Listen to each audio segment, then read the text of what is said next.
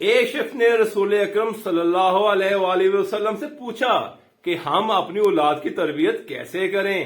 یہ سن کر آپ نے فرمایا کہ شادی سے قبل اپنی تربیت کرو، جب تم خود تربیت یافتہ ہو جاؤ گے تو تمہاری اولاد تمہیں دیکھ کر تربیت یافتہ ہو جائے گی۔ پھر رسول اکرم صلی اللہ علیہ وآلہ وسلم نے حضرت ابو ذر غفاری رضی اللہ تعالیٰ عنہ سے فرمایا کہ جب کوئی شخص صالح اور نیک ہو جائے تو اس کی اولاد، اور پھر اس کے بعد اس کی اولاد، اور پھر اس کے بعد اس کی اولاد صالح اور نیک ہو جاتی ہے۔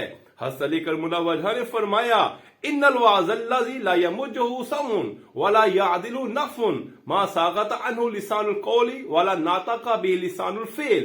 جب نصیحت کے لیے انسانی زبان خاموش ہو اور انسانی کردار و شخصیت بولے تو کوئی کان اسے باہر نہیں نکال سکتا اور کوئی فائدہ اس کی برابری نہیں کر سکتا۔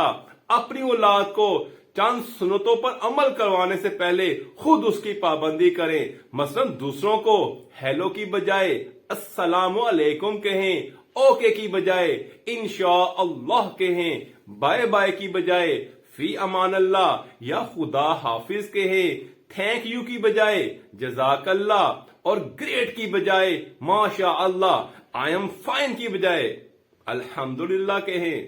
والدین کو چاہیے کہ بچے کو کنٹرول کرنے سے پہلے خود کو کنٹرول کریں۔ آپ چیخے چلائیں گے تو بچہ بھی آپ کو دیکھ کر چیخے گا اور چلائے گا۔ آپ ضد کریں گے، بچہ بھی آپ کو دیکھ کر ضد کرنا شروع کر دے گا۔ آپ دوسروں پر مہربانی کریں گے، بچہ بھی آپ کو دیکھ کر دوسروں پر مہربانی کرے گا۔ جب والدین دوسروں کو سلام کرنے میں پہل کریں گے تو بچہ بھی دوسروں کو سلام کرنے میں پہل کرے گا۔ جب والدین دوسروں کا احترام کریں گے تو بچہ بھی اپنے والدین کو دیکھ کر دوسروں کا احترام کرے گا۔ جب والدین اپنی غلطی تسلیم کریں گے تو بچہ بھی والدین کو دیکھ کر اپنی غلطی پر معذرت کرنا شروع کر دے گا۔ ہماری اولاد ہمارے حکم سے نہیں بلکہ ہمارے عملی کام سے سیکھتی ہے۔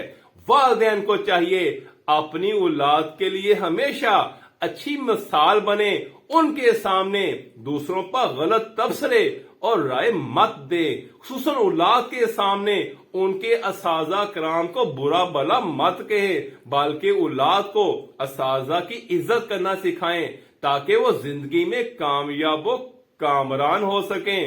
مشہور مسلمان مفکر ابن سینا کی تربیت اولاد پر تحقیق یہ کہتی ہے کہ ہمیشہ بچہ والدین اور خصوصاً والد کی تقلید کرتا ہے اور اپنے والد کی پیروی کرنے کی کوشش کرتا ہے۔